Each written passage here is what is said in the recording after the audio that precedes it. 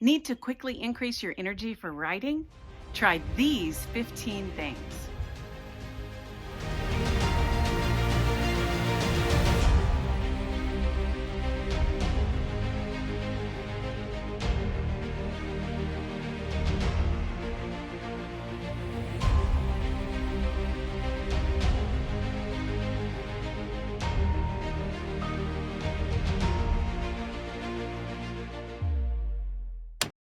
Welcome to the beautiful hills of Tennessee. This week we're talking about having the energy to write. Doing things to increase your energy is the topic of today's video. You know, being in a location like this in nature with the sun out on a beautiful spring day, well, this certainly increases my energy for writing, but that's not the kind of thing that I want to talk to you about in this video. Did you know that you can intentionally do things to change how you feel in your body, how you think in your mind, and your mood? And it's not as hard as you would think. So let's talk about energizers in those three areas. Energizers are quick things that you can do that increase your energy and enthusiasm for writing and take less than 2 minutes. A lot of these take much less than 1 minute. Let's start with some physical energizers. Think about anything that you could do that pumps more oxygen to your brain. That naturally energizes you. So maybe you want to jog in place for a minute, or do jumping jacks, or run up and down the stairs, or you might want to do something like stretching that is more gentle movement. You could even simply stand up while you write. If you're fortunate enough to have the resources to have a walking desk, then you could do that as a natural energizer. Anything you do that gets you up and moving and pumps oxygen to your brain. It doesn't have to be fast movement, and it certainly doesn't need to last any more than 2 minutes. Quick energizers get you writing. You may also be feeling mentally sluggish. Now, physical movement helps here too, but let's talk about some things that you can do to alter your mental state. A really simple one is just to pause and take a few deep breaths. Again, you're getting extra oxygen up into your brain, and it's a natural energizer. Maybe you want to try meditation. It could be a guided meditation. It could be meditating on a scripture or a quote that is meaningful to you.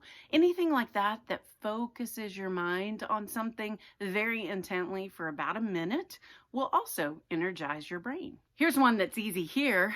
You could simply gaze out on nature. Look at this. Having a natural view to look at, whether it's real or simply a picture, works really well here. You've probably noticed the picture of the beach in my writer's nook at home.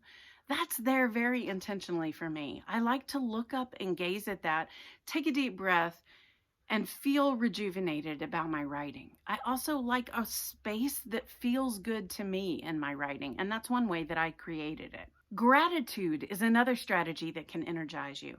Just pause again for 2 minutes or less and start to think about things that you are deeply grateful for. Today, I am grateful for sunshine. Something about coming out of winter and having a beautiful sunny day that is nice in temperature just feels really good. I don't know what the weather's like where you are, but I'm sure there's something about it that you could be grateful for. There's other things you could be grateful for too.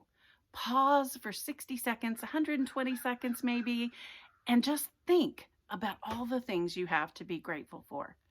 Make sure you add the ability to write to that list. The last thing that you could do that might jumpstart your brain is to include beverages that do that for you. So caffeine obviously is one thing that a lot of us use to wake up in the morning or to get focused on our writing or just to kind of jumpstart it. Now, I would tell you not to rely on those too much, but certainly a cup of coffee while you're writing can be really energizing. All right, the last category of energizers that I want to talk about are mood energizers. So a lot of times we spend a lot of our energy and effort suppressing emotions. We don't like to feel sad or angry or frustrated or irritated. And so often we just try to avoid those. And we will often do things to hold those emotions at bay. But in doing that, we're using up some of our precious energy and enthusiasm for writing. Instead of trying to avoid your emotions, I'm going to suggest these things instead.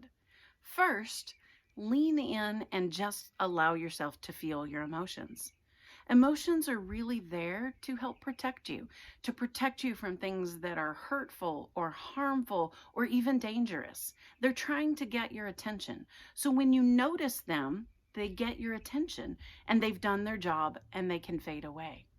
So the first thing I suggest is just to allow yourself about 60 seconds to really feel whatever it is you're feeling. If you're doubting your ability to write, then let yourself feel that. Feel it as discouragement or shame or disappointment or whatever it might be. You also might be feeling something really good like confidence or achievement or fun. The second thing that I encourage you to do is what I just did. Go ahead and label those emotions if you can. Now, sometimes emotions are more complicated. You can't just feel your way through them. If you feel distress, stop. But for a lot of the things that we feel, just noticing them, acknowledging that they have gotten your attention, and then identifying what those emotions are really does what you need to do to be able to move on with your writing. If you want to dig a little bit deeper, ask yourself what this emotion is protecting you from. Now, this might be a really good journaling prompt, but it really digs into why that emotion is there. It's protecting you from something. What is it? The fourth strategy in the mood category is to journal about it. Maybe today what you need to do is spend time journaling that emotion that's causing you some discomfort, that is making writing harder.